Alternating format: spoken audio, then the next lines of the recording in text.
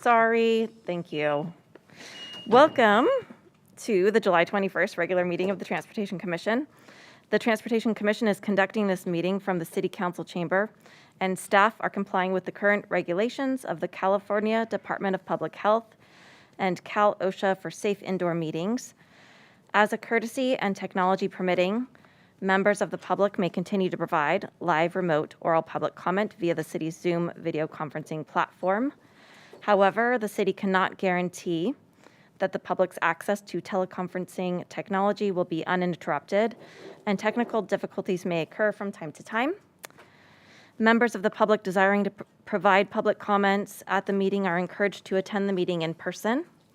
The meeting can be accessed by Zoom using meeting ID 862-4483-6480, and the passcode is 023559. If you wish to join by phone, dial 669-900-6833. At this point, I will turn it over to the secretary to please call roll. Thanks. All right, Commissioner German, Here. Commissioner Reese, Here. Commissioner Salcido is absent, Vice Chair Ash, Here. and Chair Cahill. Present. Thank you. We'll move on to item number 2, public communications. This portion of the meeting is reserved for comment on items not on the agenda.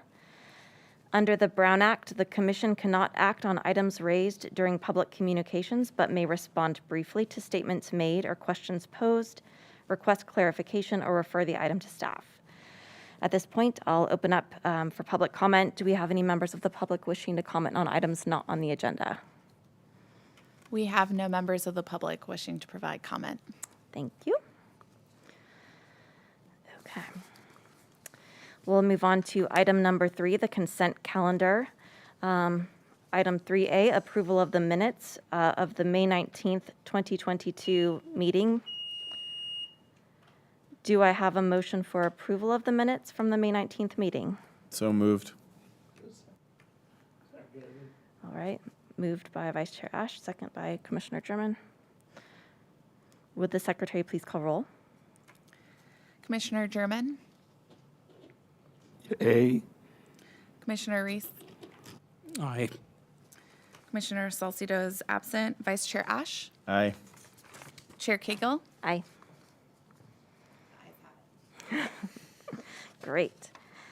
Moving on to item number 4, we have a couple items of consideration. 4A is Obag 3 projects, and staff has a presentation for us.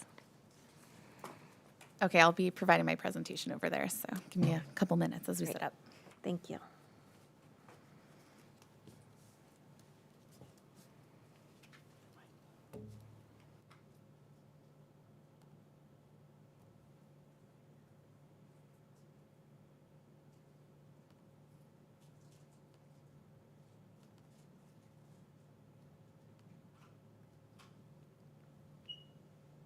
Ooh, I need the clicker.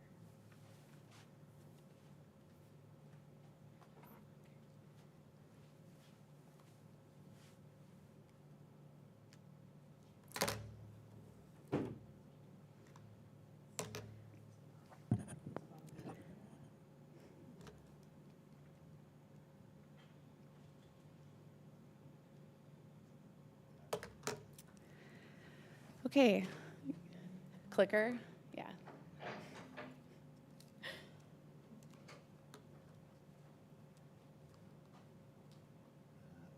Where's the dongle? Oh, it's right here. And nice, you got it. Okay. Okay. Thanks. Sorry about that. Okay, Smidar Boardman. I am the traffic engineer for the city, and today I will be providing you with a presentation on the One Bay Area grant, round 3 grant applications that we submitted on Friday, last Friday. And I will walk through kind of our next steps too. So quick overview, background on Obag 3, the projects that we submitted on, and then next steps. So the background, really the One Bay Area grant is how MTC prioritizes allocating federal funds from the Federal Highway Administration. And it's really looking to improve safety, economic development, climate change, and meet air quality goals for the region. So how have we used Obag funding in the past? We've used them for paving projects. And so Obag 1, we used that money for North Main between Geary and San Luis. And that was back in either 2016 or 2018. And then Obag Round 2, we used it recently, actually, the construction portion you've seen recently done. That was for Ignacio Valley Road from Civic to San Carlos. So what has changed? There are new eligibility requirements. It's not viewed as paving money anymore. The approach truly is an active transportation and safety use for this funding, and the money is supposed to be used, 70% of it actually is supposed to be allocated towards priority development areas, and that's a type of area that is designated by MTC, which is our regional planning organization, where housing and kind of that where additional housing is supposed to be allocated. You have denser housing in those areas. So think about Walnut Creek, that's really around our downtown, around our BART station, and those kinds of areas. So the 3 projects that we were involved in, there's 2 that we were actually project lead, and then we're just kind of part of the third one, which is CCTA-led applications. The first one was Safe Routes to School Infrastructure Improvements, which is a bit of a mouthful. And then our second one was the North Broadway Road Diet. And again, that third one is county-led, and that's the Countywide Smart Signals Project. So our Safe Routes to School infrastructure improvements, we identified 6 locations where we could close gaps and reduce barriers for pedestrians and cyclists. The first one is Broadway and Newell. We actually brought this to you at the last Transportation Commission, but we presented it as holistic Newell Avenue bike and ped improvements that included a mid-block crosswalk on Newell and also included a cycle track. We're really just focused only on this Iron Horse Trail crossing that also serves Las Lomas High School, Walnut Creek Intermediate. This is a Safe Routes to School project. That's the way we view it, but it's also very much so an Iron Horse Trail regionally significant active transportation route. So it's a big deal, but we did include that as part of these 6 locations. Alvarado is a street located in northwest Walnut Creek, and that is next to Buena Vista Elementary. Parkside is also just a small sidewalk gap closure that would provide direct access for kids who are walking to Buena Vista Elementary, but also provides access to Walnut Creek BART. And then Cedro is actually this little portion of missing sidewalk that actually connects between Foothill Middle School and Walnut Acres. And we'd also be doing some intersection improvements at Cedro and Abano. And then Walnut Boulevard, we're looking at Walnut Heights Elementary. This project is currently in design, so we're only looking for funding for the construction portion, and that design is actually underway. Walnut Boulevard at Walnut Creek Intermediate, we're looking at a little mid-block crosswalk improvement that would also have some traffic calming elements to it as well. So we requested $7.99 million from so all of these applications go through CCTA. They're the ones who are going to ultimately provide MTC with this project list of county-wide projects that they kind of support. So just wanted to give you a heads up on that. These are the projects that we're kind of applying for through them, and then they'll select that, and I'll go through that process a little bit later. But yeah, so we requested $7.99 million, and we also have some matching funds, just so you know. And then the North Broadway Road Diet, we've actually brought this to you before as well. It's been a couple years, I think, now, but we were actually looking at trying to get grant funding through the Affordable Housing for Sustainable Communities grant, and that's related to the 699 Ignacio Valley Road Affordable Housing Development. So some of that funding could pay towards this project. We have TIF funds that have been allocated towards this project. We're also chasing Obag 3 to see if we can get grant funding from, a different source. So the road diet would be for Broadway between Central Road and Civic Drive. And what that includes is one-way elevated class 4 bikeways, which just means that it's a bikeway that's at the same level as a sidewalk, but it would be it's in one direction, but it would be separated out from the pedestrians. Wide sidewalks, we'd be reducing the travel lanes from 4 through lanes to 2 lanes. We'd still have that center turn lane provided. Parking would still be available. And then we'd be implementing street lighting, green infrastructure where we can, crossing improvements, narrowing down these crosswalks. And then one other component here is that this is also a location where there is development that's planned. This is in the North Downtown Specific Plan. It's next to BART, or very nearby BART. It's considered transit-oriented development in this area. So all these improvements really help to support the circulation of active transportation, or people walking or biking, trying to get around. So the other component of this is actually modifying Arroyo Way, which would get you back over to the Iron Horse Trail. And kind of the big kicker here is it would include some improvements at Civic and Arroyo to improve that crossing. So we requested $4.6 million as part of this project. And then the last project, which is not, again, we're not leading this one, but I wanted to bring this to your attention, is the Countywide Smart Signals project. And CCTA is leading this effort. They're putting in this application. And they identified Ignacio Valley Road, Treat Boulevard, and North Main Street for these intelligent transportation systems improvements. So that could be anything from video detection to technology to be able to detect near-miss situations where maybe a traffic collision could have occurred. And so we can use that data. There's other components to that, like getting signal performance measures. It would help us with being able to more proactively time our signals for all modes. And so that's the intent of this, is they're really looking to improve safety for pedestrians and cyclists in addition to the vehicle kind of congestion relief. And then it also helps facilitate getting ready for connected vehicles and autonomous vehicles.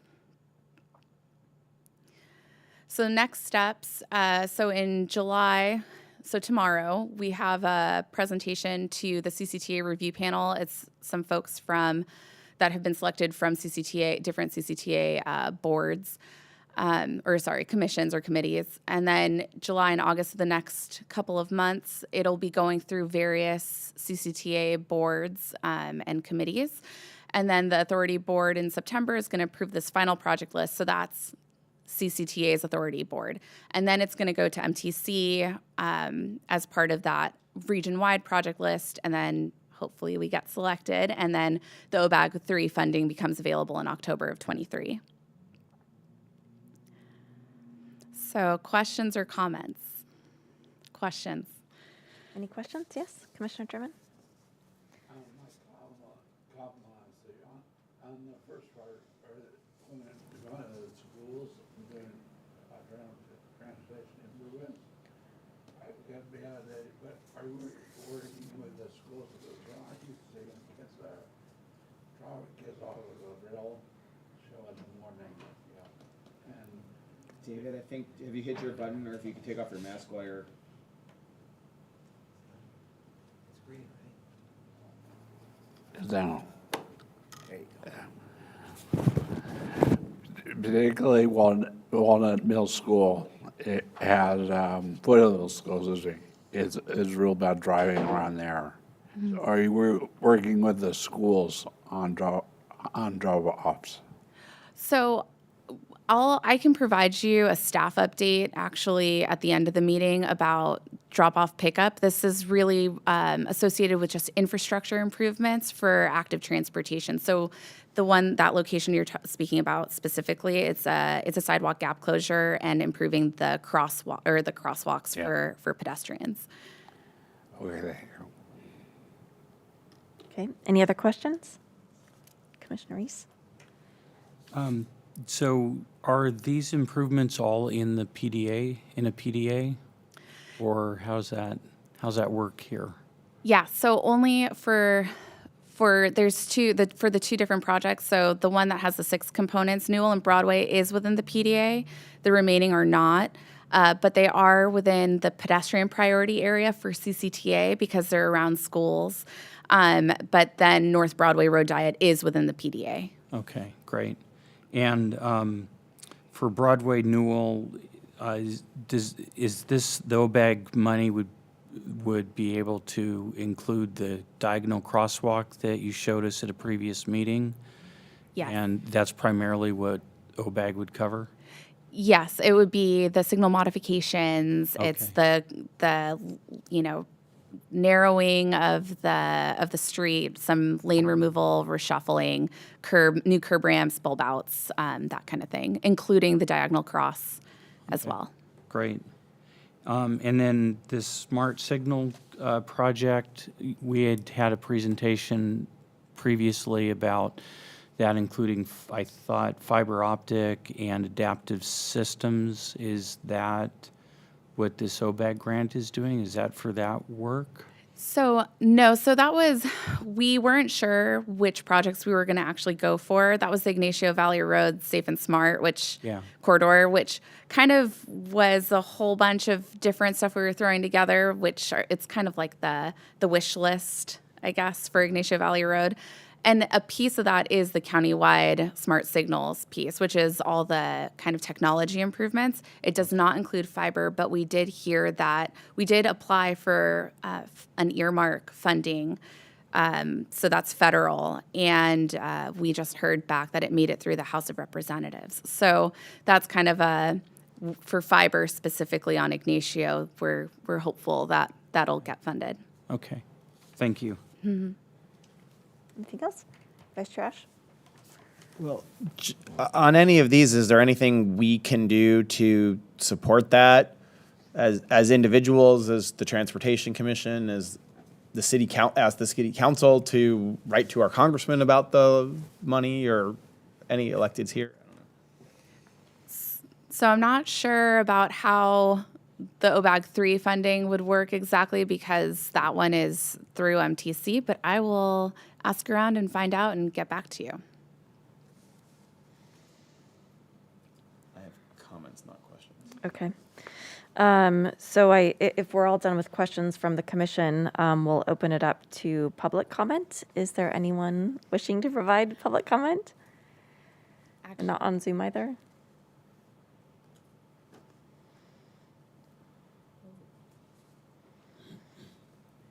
So we do have an attendee, but I'm not sure if he Okay. wants to provide comment on this item. So Doesn't have for a the attendee on Zoom, please use the raise hand feature or press *9 if you're connected by audio only. If you would like to provide a public comment, when you're brought in for comment, please state your name and city of residence for the record, and you will have 2 minutes to provide your comment. Does it look like There's no hand up, Okay, so I think great. we're okay. Thank you very much. So we'll move to commissioner comments. Nope, never mind. He's Oh. got his hand up. Okay, all right. Okay, I'm going to bring him in. Thank you.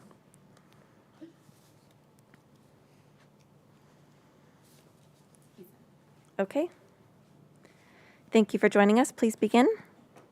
Can you guys hear me okay? Yes. My name is Kevin Lapp. I live at 2436 Walnut Boulevard. I think the project is the Safe Routes to School one, gap closure that Smart was talking about. I think that's from a public standpoint and a member of the neighborhood, I think would be an advantageous project for the community, something that I support.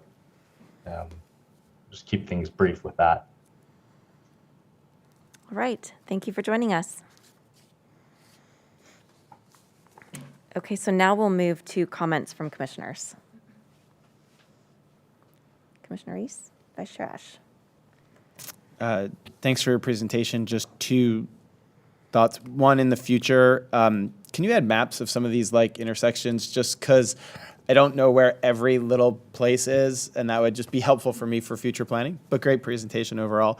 And then just as we often have been talking, I think the last couple of months about that Ignacio and the street light timing, I've been really trying to pay attention to when the lights sync or don't sync and flow. And the lights are supposed to sync off hours, right? Or like, help.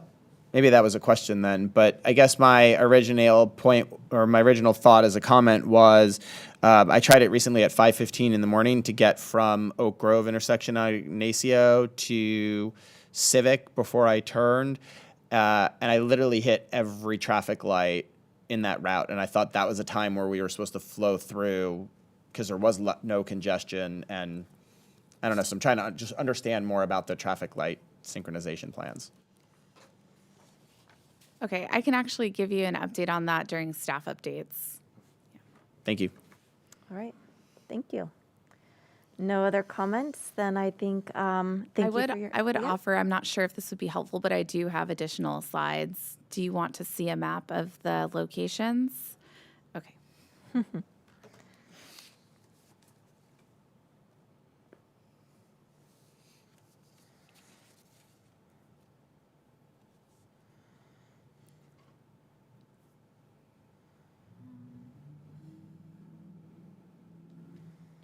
Can you all see that? No.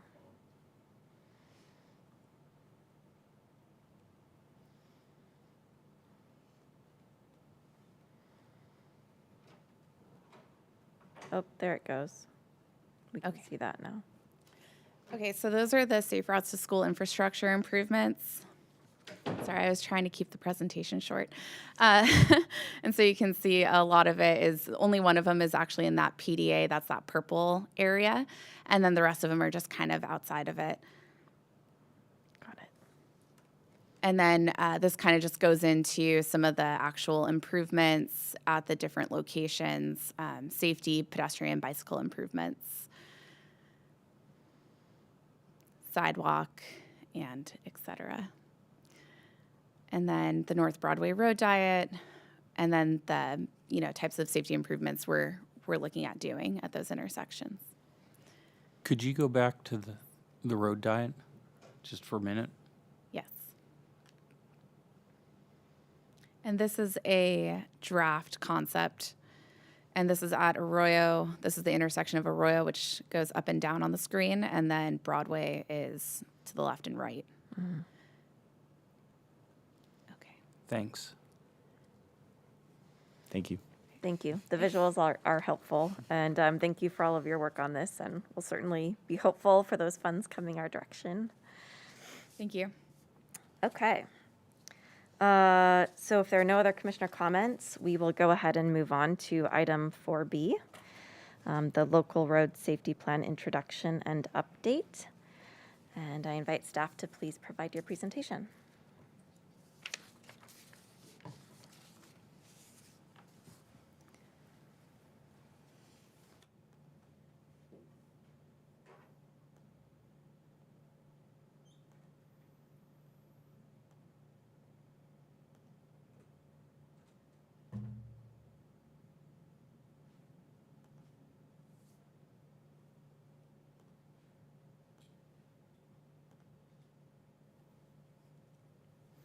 Okay, evening commissioners. So I'm going to do a quick introduction and then pass this off to Smadar again. So we're presenting on the local road safety plan. This is giving an introduction to the safe system approach, as well as an update of what we've done so far as part of this local road safety plan.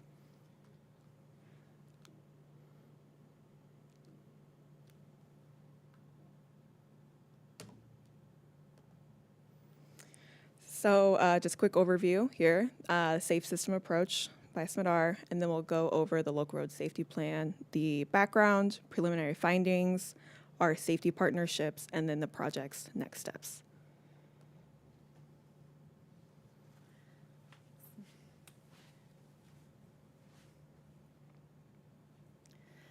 Okay, so this is an introduction to the safe system approach, and these slides are actually from the Federal Highway Administration. They're published online and available, but the idea here is that this is an initiative that's been in progress for quite some time. Lots of work has been put into this, and in the last 6 months, Pete Buttigieg, who's the secretary for USDOT, had released, kind of their priorities federally. And so that safe system approach is really the new outlook on how we view traffic safety. Okay, so imagine our country as a place where nobody has to die from vehicle crashes.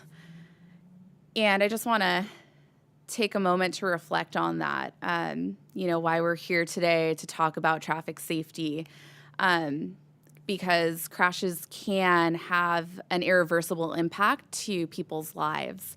And so, it's a societal problem that we are trying to address through this new approach.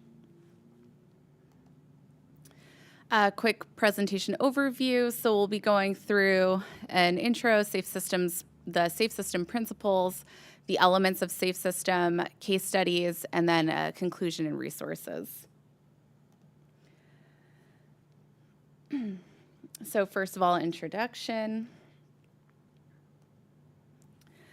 So traffic fatalities are a public health crisis affecting all road users. 1.25 million people's lives are lost globally each year. And let's just take that to the U.S. level. That's 36,096 people who lose their lives on the road, and that was in 2019.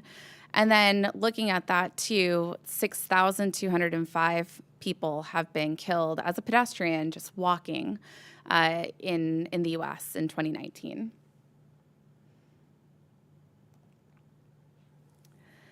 And you can see that data, the way that data is trending right now, it is increasing, generally speaking, over time. You can see this 10-year graph.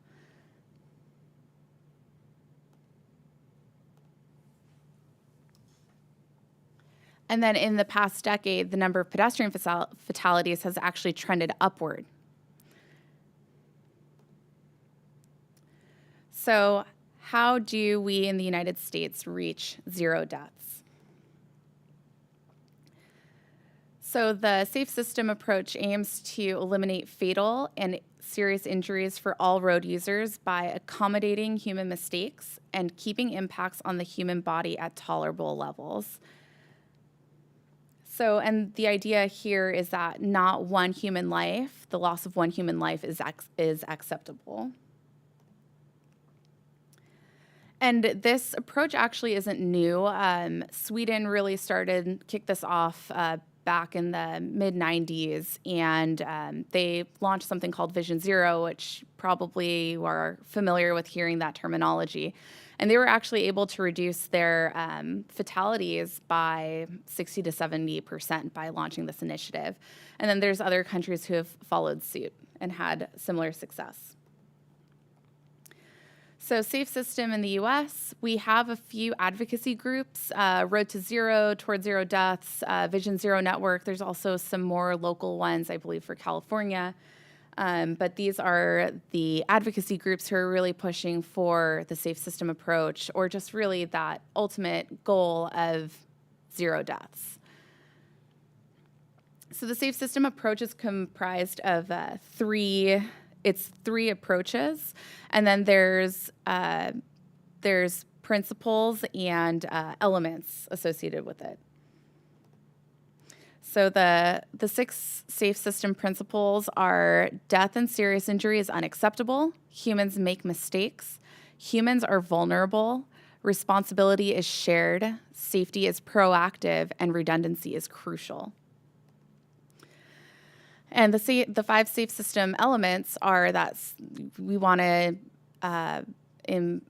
to look for safe road users, safe vehicles, safe speeds, safe roads, and post-crash care. So now we can go into the principles that we just talked about. But these principles, so death and serious injury, we want that. That's unacceptable. We don't want that to happen. And then actually each one of the following slides will go into these a little bit more, so I'll kind of skip ahead. But death and serious injury is unacceptable. So the safe system approach prioritizes crashes that result in death and serious injuries, because any other because once you start looking at trying to eliminate everything, that's when things become infeasible, right? So this is really just the idea that we want to get rid of this death and serious injury, these death and serious injury collisions. The next principle is that humans make mistakes. And I know that this slide kind of shows people running across the street, but everyone makes mistakes. People text, they get distracted, a baby's crying in the back of your car. Things happen, right? And so how do we create a system where we have some checks and balances where something might happen? And then humans are vulnerable. So this graphic shows, they call it crash kinetic energy, but right, looking back at your physics class from high school, we talk about kinetic energy. All that means is that the heavier vehicle, the faster it's traveling, the worse that injury or really that interaction can be. So if you're a person, you're not surrounded by a bunch of steel, you're a vulnerable road user, that the bigger the vehicle, the faster they're going, that's that kinetic energy that all gets passed on to you. So you can see that bar where really you get up to serious injury quite quickly, and then you hit that fatality as well. And then responsibility is shared. Not only one group should be responsible for ensuring that we have a safe system in place. System managers, so that's planners, designers, builders, operators, maintenance workers, engineers, vehicle manufacturers, law enforcement personnel, post-crash personnel, and system users are all sharing that responsibility. And so what you want to do with the safe systems approach is you want to be proactive. And so you identify the risks and mitigate those risks. And that's a little bit different than how we used to do things, because we used to look at an intersection and say, well, there's been 5 crashes here in the past 10 years. So that's similar to, everybody else in California. It's fine. And now what we're looking at is maybe we don't have that data that shows that we have had so many crashes at a location. We're actually looking at that location and saying, hey, this intersection is really similar to this other one, and we know that it has a component that isn't really designed ideally for the users who are interacting with it. So we really just, and I like to say this, but we take the improvements that we really want to that would help reduce crashes or the severity of those crashes, and we copy and we paste them over to a similar facility. So that's how we're being proactive instead of being reactive, getting a police report saying that, hey, a crash occurred at this intersection, maybe you should take a look. And then lastly, redundancy is crucial. So we want safe road users, safe vehicles, safe speeds, safe roads, and then post-crash care. All right, safe system elements. So those 5 safe system elements are the safe road users, safe vehicles, safe speeds, and safe roads, and post-crash care. And those are the 5 elements where we try to address, And then so under safe road users, then we're talking about those who are walking, biking, driving, transit, anything else. That could be somebody who has accessible needs. It could be all sorts of other users of the roadway.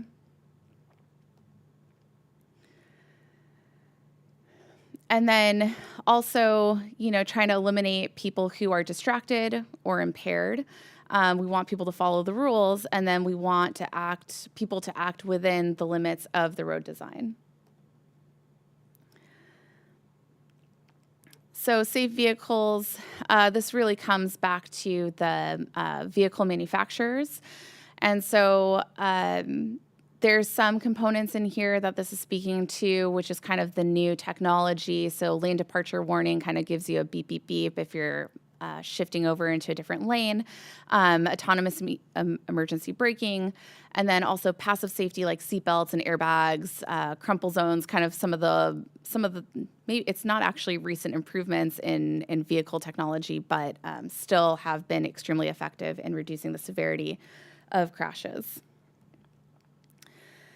And then other road user safety, so measures to protect other road users that aren't vehicles, talking about bike and pedestrian detection, so that would be on those vehicles, and then also thinking about how we design vehicles, their size, the height. Is there a bar when you're turning left? That's part of the roll bar of your vehicle that's actually impeding your sight line of pedestrians that might be crossing.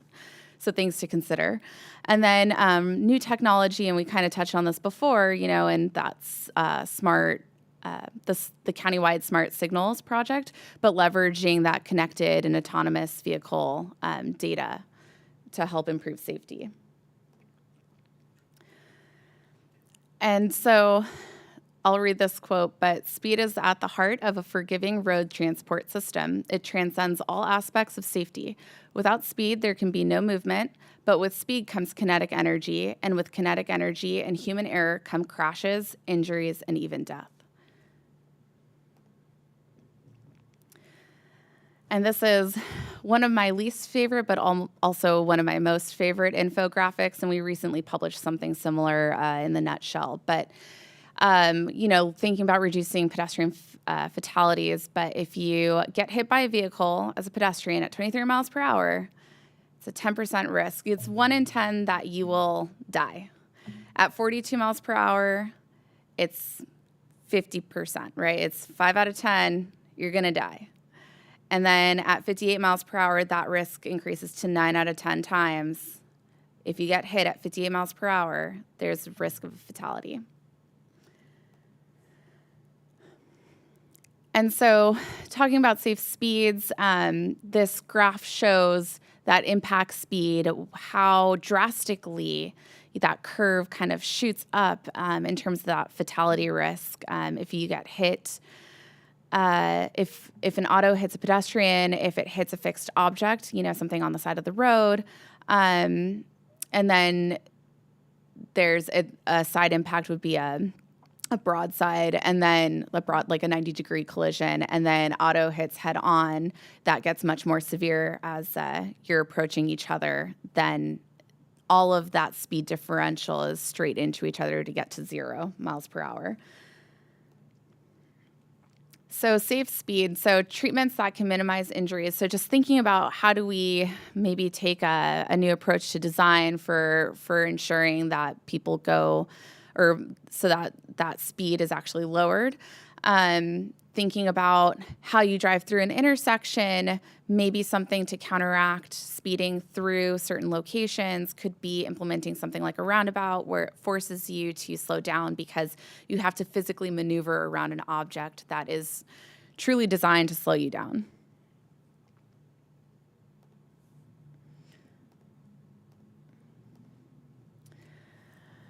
And then safe roads are designed and operated to prevent crashes, keep impacts on the human body at tolerable levels. And how do we avoid crashes? We can separate users in space. So we were just talking about separated bikeways. That's an example, providing a protected space for people to bike, or a protected space for people to walk, like sidewalks. Separating them out in time so they're crossing the street, like the diagonal crossing we were talking about at Newell and Broadway. And then increasing attentiveness and awareness through, a whole slew of different tools that we have in our toolbox. So managing that kinetic energy means, managing that speed, mass, and then crash angles, right? Because we talked about those angles. That head-on collision is the worst case scenario because everybody is approaching each other, and then you got to get to 0 from a momentum standpoint. But also we were talking about manipulating mass. So how do we get things to be smaller? And that's really where we start talking to the vehicle manufacturers who they really need to get either their vehicles need to get lighter or smaller, and then managing speed.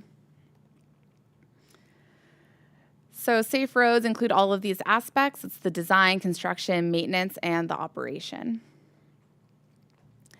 And then vital post-crash actions include first responders. You would think that comes first, medical care, and then we investigate that crash. Our PD goes out and they take they investigate, they take a report, find out what happened and why, and then traffic incident management, and then justice. So this is probably the big picture item to really take away from this presentation, which is the 5 safe system elements create redundancy. And remember, the safe system approach is about redundancy because of human error. So we want to make sure that we have, the Swiss cheese model. So what happens is maybe you don't have the best situation happening, something fails, like your roadway isn't designed, at its best, but you have these other fallbacks in place to provide that additional layer of protection. So on the left, it kind of shows how maybe one of the systems failed, but because we had these other safe system elements in place, we were able to still prevent serious injury or a fatality. And then death and serious injury will only happen if all the layers fail. And I'll quickly go through these case studies. But I'm not sure if you all are familiar with this, but Carmel, Indiana is at this point infamous for all of their roundabouts. And so this is an example where they were able to implement a type of traffic calming measure that does manage speeds, helps with pedestrian and bicycle safety. And so they've kind of incorporated this as their a very successful implementation of reducing the fatalities or serious injuries, since roundabouts reduce the severity of crashes even between vehicles. And then in Queens, New York, this was a high injury location, and they were able to provide some crosswalk extensions, so bulb outs, and implement some high visibility paint in order to really get people to understand that there were pedestrians who were using this location.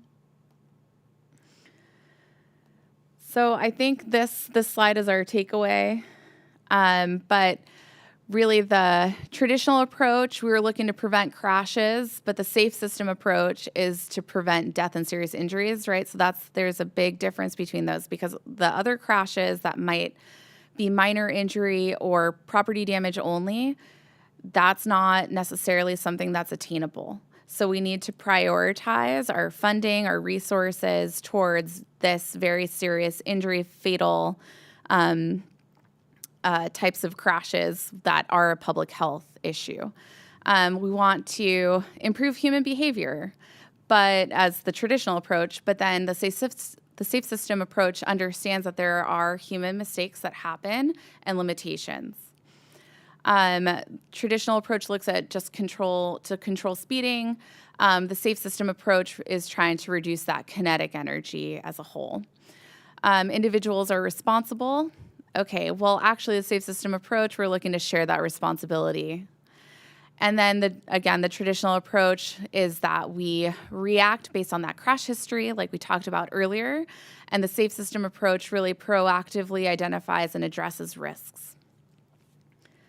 So with that, I think I'll hand it back over to Brianna, but what I'll leave you with is implementing the safe system approach is our shared responsibility, and we all have a role.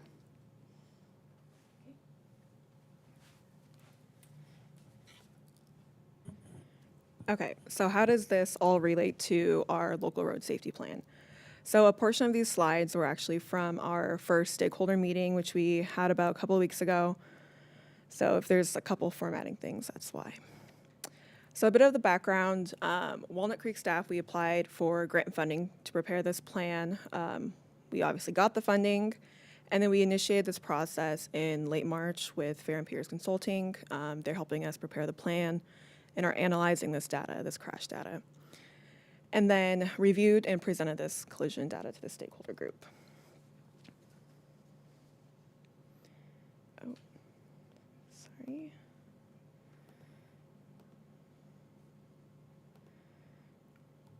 Okay, so taking a step back, Lrsp and some other acronyms. So why are we preparing this? The Highway Safety Improvement Plan, HSIP, this is the federal aid program and their goal is to reduce traffic fatalities and injuries through this safe system approach.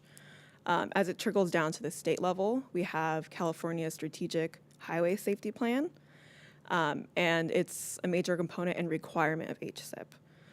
So moving forward, as we start applying for grants, these local road safety plans at a local level are going to become a required part of our grant application process. Okay, there's the background. Okay, so before we start getting into this data, where does this data come from? So there's the statewide integrated traffic record system, the abbreviation is SWITRS. And it's a database managed by CHP that collects and processes the data from the collision scene. The city, we have our own database, and we submit this to SWITRS. And then the data that we're going to talk about today, it does not include property damage, only crashes, or it does not include property damage, only crashes. So if we look at this crash pyramid on the left, with the top being death, the smallest portion of the pyramid working all the way down to unsafe acts, what we're really looking at is just the top half, where the minor accidents, only the parts that result in injury. Okay, so now moving into the preliminary findings, there's many components of this plan. These are the stakeholder engagement portions. So we gathered and analyzed the safety data. Later on, we'll be developing the countermeasures and then preparing this draft plan. And then one more acronym for the group is KSI. So when we talk about injury collisions, there's all injury collisions, and then there's these KSI collisions, which are killed or severely injured. So the graph on the left here, we have all injury collisions from 2015 to 2021. This is a 7-year span, and as you can see, 2020 and on is an outlier, or it's not trending what it was to before. And then looking at KSIs, however, for that same range, from 2015 to 2021, consistently, it was between 13 and 5 killed or severely injured collisions per year, with an average of a little over 8 per year.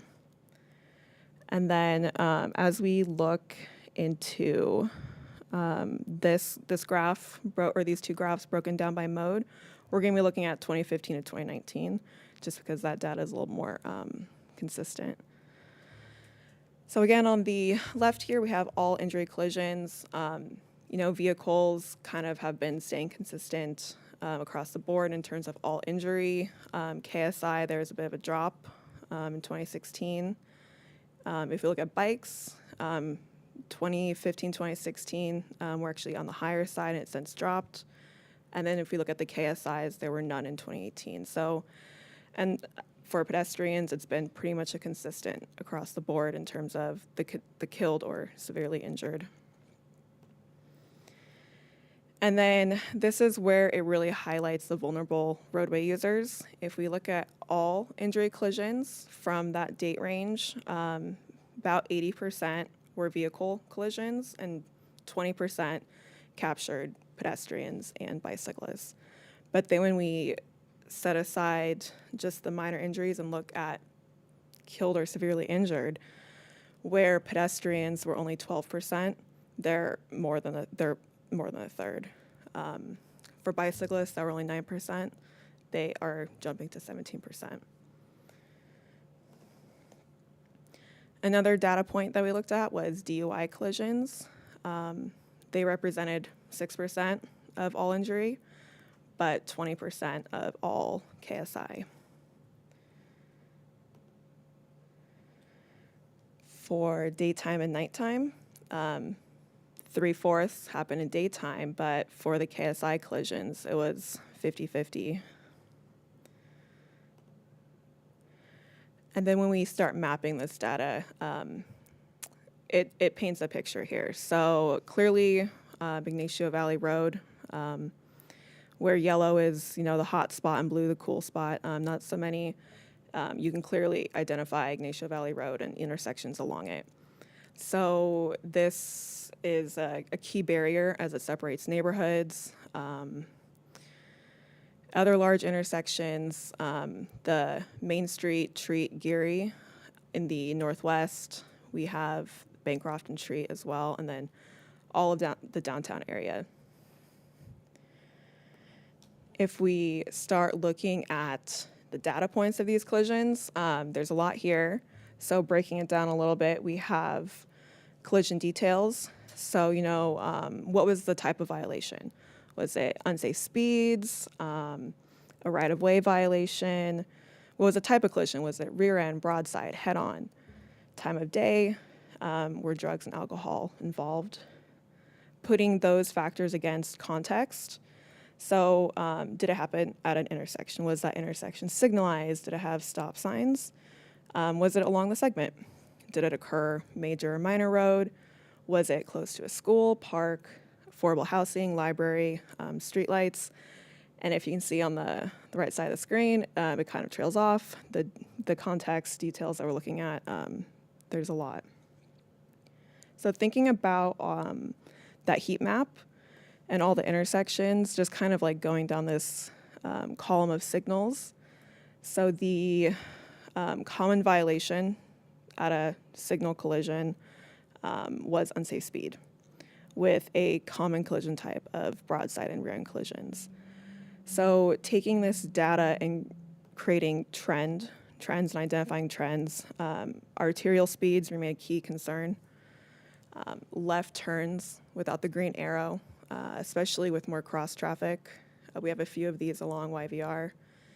And then for the bike lanes, those that are on large arterials without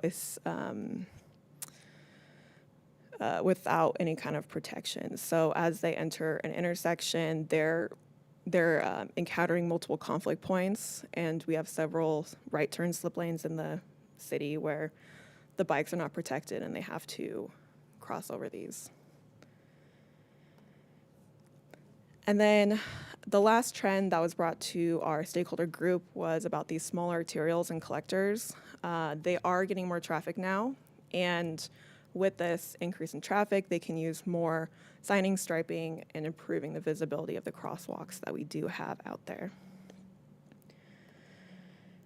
So we put together a key group.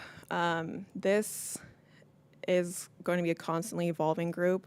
So these key stakeholders were just ones that we identified as being really representative of the city, with a lot of ability to trickle down information.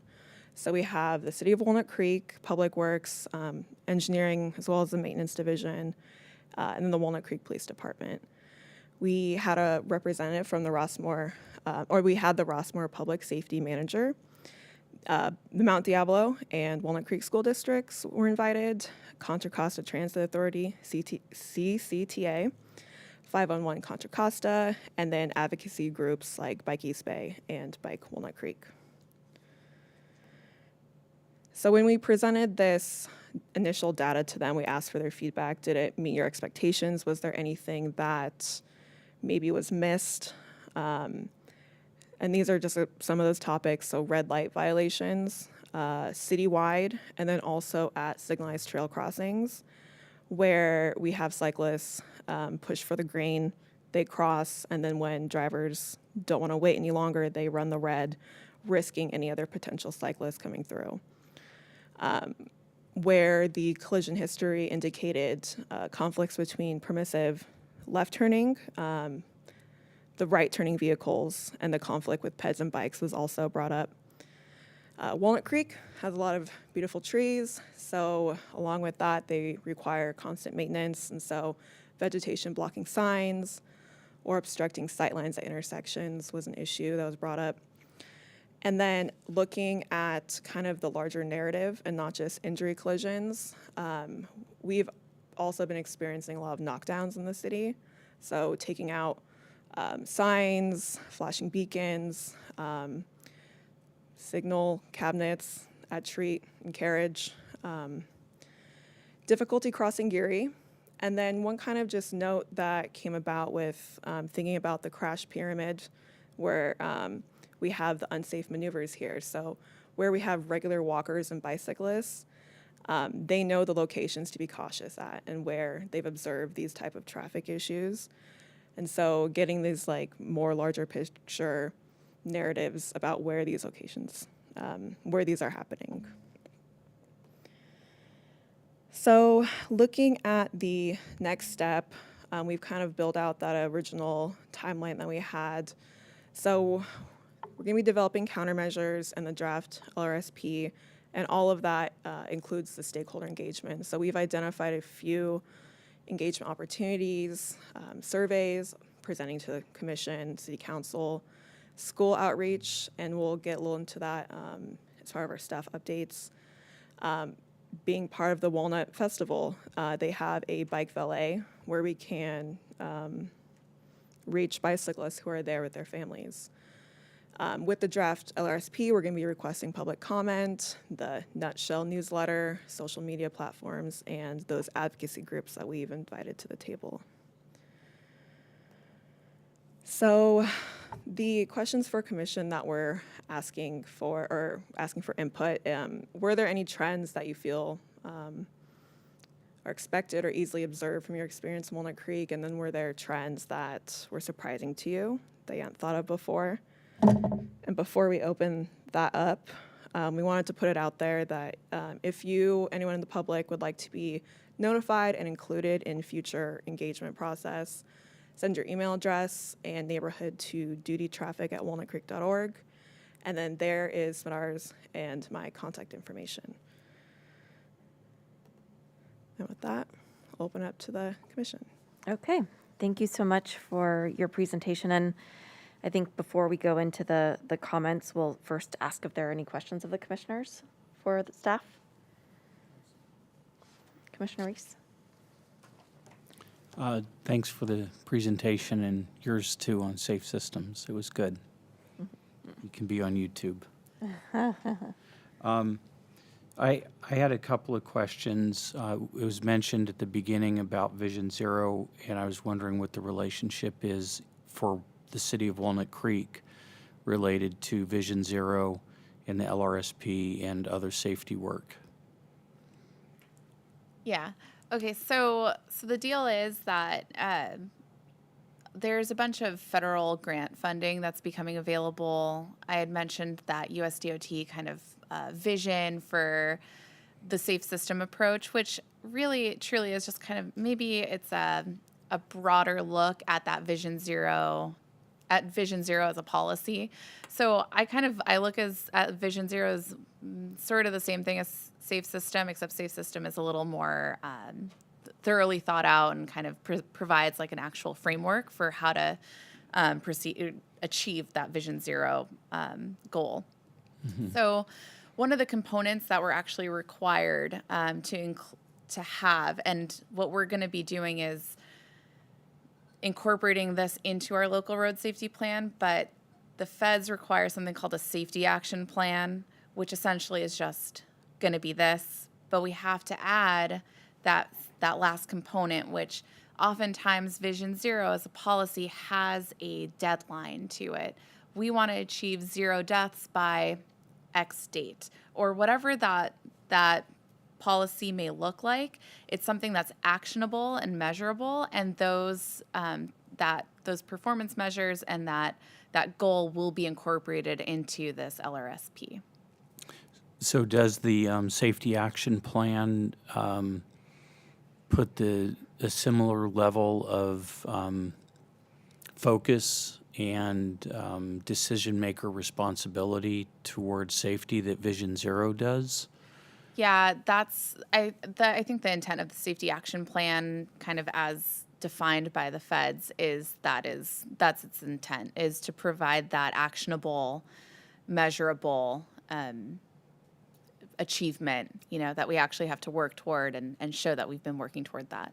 Okay, and you're referring to basically the new grant program, the Safe Streets and Roads for all? That's correct. Yeah, okay. That, great. Oh,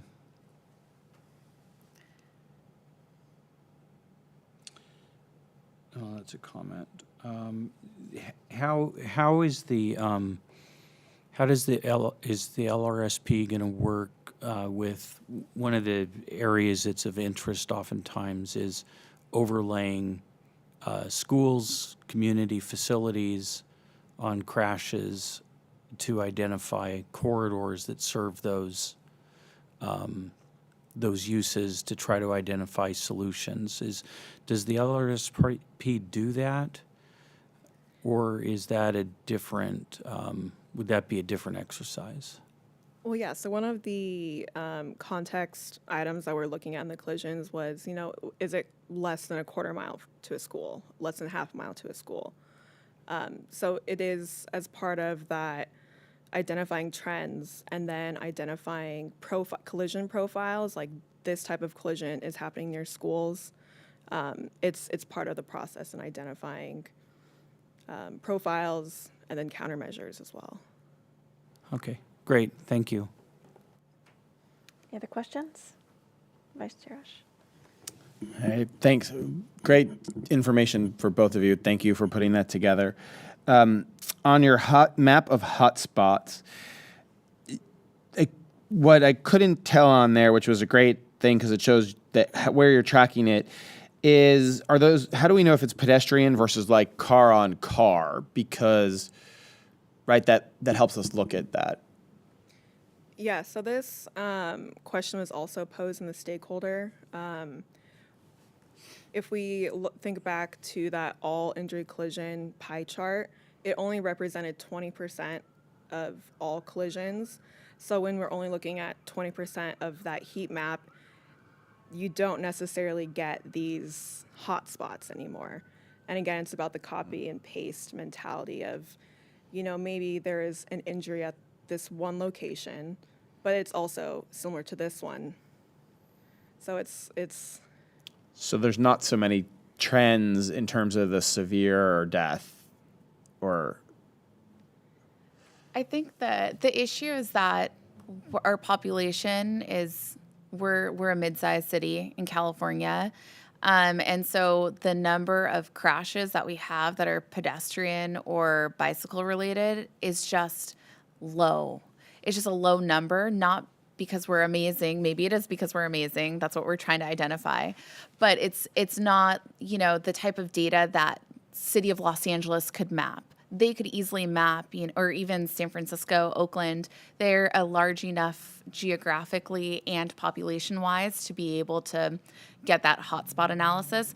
Ours would just be kind of dots on a map, and they might look kind of sporadic, but the idea is that if we identify those specific collisions, then we can see why that happened, looking at those characteristics, and then apply safety improvements to resolve that, and then also look at other locations that are similarly designed or have similar issues without having that crash data. So that's taking that safe system approach. We're proactively looking at similar locations, even if we don't have the crash data to prove it, and that's where that hotspot analysis kind of falls short. Okay, that's helpful. And then so along those lines, are you sensing anything around, I would think, the canal trail?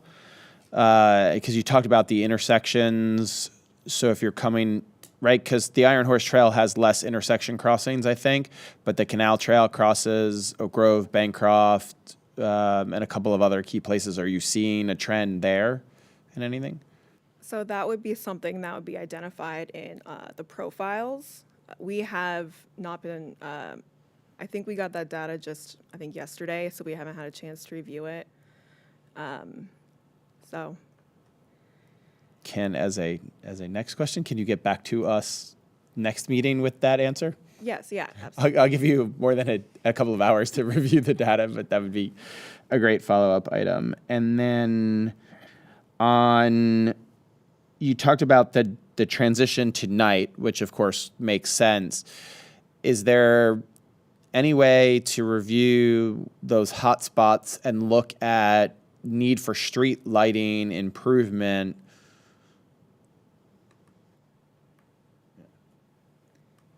Yeah. Yes. I guess that could have been a comment, but thank you. Thank you. Any other questions? Okay. Actually, Vice Chair Ash took my question about the hotspots. I was curious about the data and the pedestrians versus vehicles incidents. So with that, we'll open it up to public comment. Are there any members of the public wishing to comment on this item? We do have yes, we do. Okay. All right. So if you're joining us by Zoom, please use the raise hand feature or press *9 if you are connected by audio only. If you would like to provide a comment, when brought in, please state your name and city of residence for the record. You'll have 2 minutes to provide your public comment. Okay, I'm going to bring Jean in. Thank you. Is there a way that the public can report near misses? Because I know that we cross at Ignacio Valley at Wiggett quite often, and they are, and we've had some near misses there, but as far as I know, nobody's actually been, hit. That's my question. Would you like Did to that address work? I think you just let us know, so thank you. Thank you very much for being here. Are there any other public comments? But I'm wondering if you could have like a place on the website, report your near miss. That's a great idea, and we'll talk about it. Thank you for that. Anything else? Okay. Thank you for joining us and for your comments. Is there anyone else in the queue?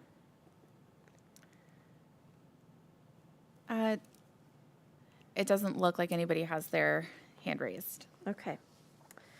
Now we'll move to commissioner comments. Are there any comments from our commission? Commissioner Reese?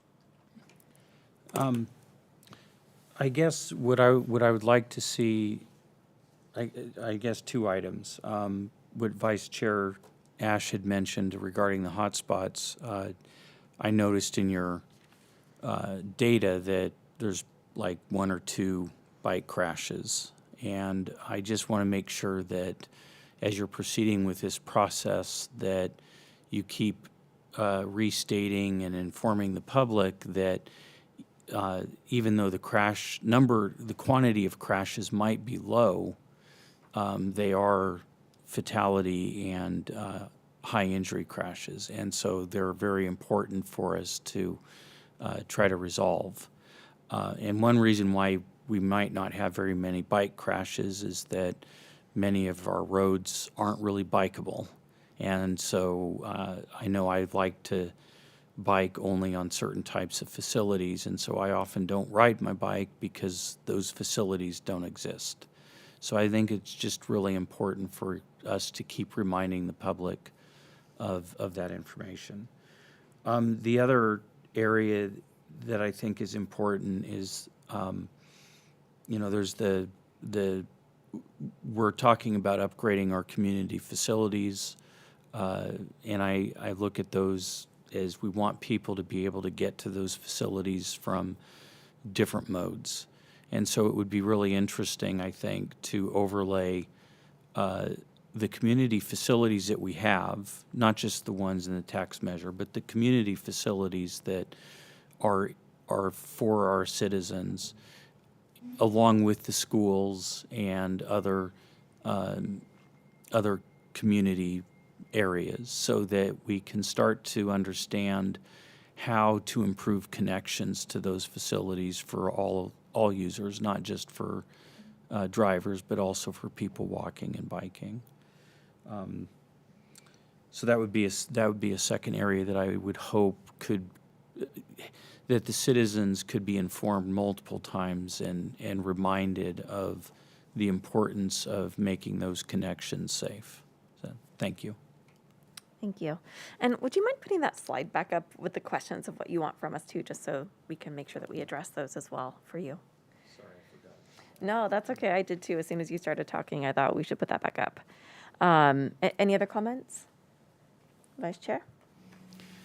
Yeah, thanks. So I'm going to come back to where I was with questions, which is I would look at the trail crossings for the bike accidents. I don't know, but just even listening to you, that struck me as places that could create some danger where one car goes, but I've definitely been that bicyclist who, oh, my light is green, theirs is red, I'm going to maybe speed up and go through this, but maybe that's when the accidents are causing. I don't know. The other thing I would look at is timing of incidents, and this goes to my questions around lighting and the time of year. Because, right, from November through February, it's darker at 5 o'clock, where now it's light till 9. And so are we finding more, particularly pedestrian and bike accidents occurring without enough street lighting there? And part of that is also the city doesn't control all the street lights. That involves PG&E and other partners, but that's something that I would love to see us look at, and that could be an area where we're having problems. Okay, thank you, Vice Chair. Commissioner Drummond, did you have anything? Okay. I have a couple of things. I guess, looking at your questions here, like anything that is expected or easily observed, I have to say the permissive left turns, I call them unprotected left turns, I guess, for lack of a better term, when you don't have an arrow and you're waiting to go. I've seen a lot of near misses there, and I've been the victim of a crash at one of those too. So definitely that's something that I think it's also a safety issue for pedestrians in the near miss category. I've seen a lot of near misses in that scenario. And then around the stakeholder engagement, I was looking at, I thought it was really eye-opening seeing that those responsible for the safety of our roadways slide, and kind of made me think too about our stakeholder group and who's involved in that. And obviously, I think it probably would be hard to find somebody who represents vehicle manufacturing, right? I mean, that's probably going to be the really difficult one to address of all of those. But in looking at our stakeholder group, I think that it could be broadened perhaps to not only have school district members, but maybe incorporate students from schools who actually, commute via, whatever way. To have those voices included as well, I think would be helpful. And maybe they were. Maybe that's a question I should have asked you. But I think those are my only. Comments. Yeah. Okay.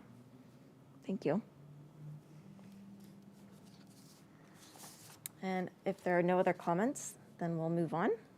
All right. Let's see here. So at this point, we'll go to item number 5. And thank you, staff, again, for that great presentation. It's appreciated. We'll go to item number 5. Are there any announcements or brief reports from our commissioners? Nope. Vice Chair Ash might have one. Just thinking. Keep going first. Okay. Go ahead for staff. Anyone else, or are there any reports from staff? I know that you had a couple items you wanted to touch on. You're chair of the advisory committee, you told me. Perhaps you wanted to. there was something else I was thinking. Yeah, so I got elected, I serve as our representative on the CCTA advisory committee, and I got elected chair ahead of my seniority. I guess they felt like I asked some good questions. And as a result of that, I've asked staff there to go through a priority and planning process. Which they haven't apparently done. They had to look back, and they haven't done it in 10 years. So that'll be an interesting process. And I was trying to see what else I was supposed to tell. I was supposed to tell everybody something from that. And I apologize. I'm forgetting right now. That's okay. Perhaps you'll remember after we hear from staff. Okay, thanks. So 2 updates. First of all, a quick one. We were awarded funding through the PASS program. It's funding for arterial signal timing improvements, and it's for Ignacio Valley Road and for North California. So I just wanted to make sure that you were aware of that. We already had our kickoff meeting last Friday with the consultant, so it's in progress. We are going to be looking at there's a few pieces to that signal timing that with new kind of regulations, things might change quite a bit. So it's an exciting time, I guess. But just so you know, we do have coordination on Ignacio Valley Road that we are running several different timing plans on, which just means that it's pretty responsive to traffic, depending on the time of day. Maybe you were driving really, really early in the morning, or you were speeding, perhaps. But maybe not. That would be hearsay and not based on anything. So the idea with the coordination plans, though, is to provide, some kind of throughput for the correct speed. And we are going to be really drilling down into speed, as we've talked about speed being a key factor as it relates to traffic safety. And you saw that hotspot map. Ignacio Valley Road is a hotspot corridor. And so speed is something that we can possibly manage through the timing of the traffic signals, and we will be doing that as part of this project. As a comment to that, I would say I'd go 15 miles an hour down the road if I hit every single green light then, right? It's because it creates a more flow. You'd go faster than trying to go 40. Yeah, and that's exactly what we're going to try and do. And we also want to provide some public information related to that too. So we'll probably do some associated signage if that's what we're able to kind of achieve. So we'll keep you updated on that, but it is, that process is kicking off. We are looking at actually having the new signal timing implemented in the spring.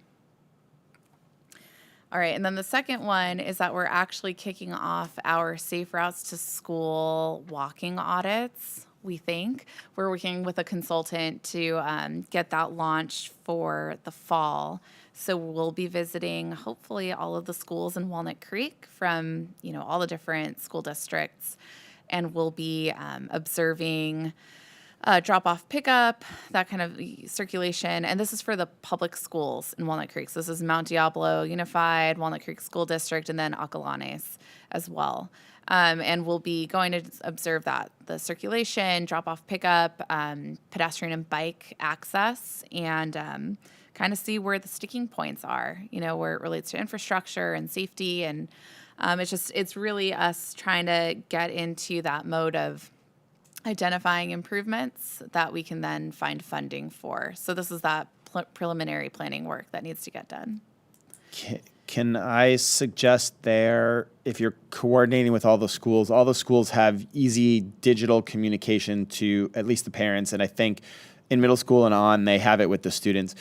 There could be an easy survey. I would just ask, how are people getting there? Is their parents dropping off? Are they driving? Are they biking? Are they walking? You might have some good numbers in there.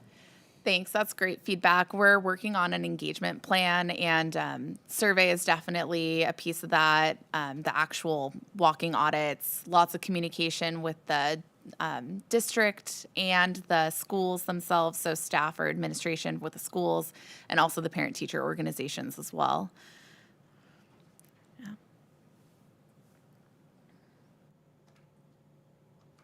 Great. Thank you. Any other staff updates? Okay. And commissioners are done with their updates? All right. Wonderful. So at this point, we can adjourn the meeting. I hereby adjourn the July 21st, 2022 regular meeting of the Transportation Commission. Our next meeting is scheduled for September 15th, 2022.